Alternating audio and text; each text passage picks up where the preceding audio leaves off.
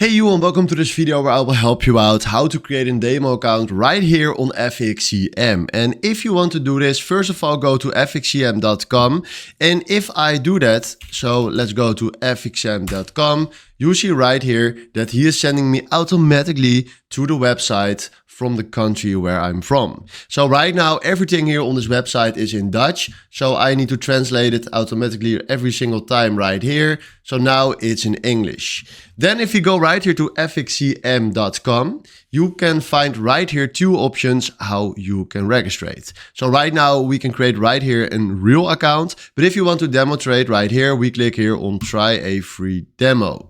Then right now he's sending us to this page and now I need to translate it again because otherwise it's not working. And then right now you see right here that live buy and sell prices, 50k virtual money and trade online 24 hours, 5 days a week.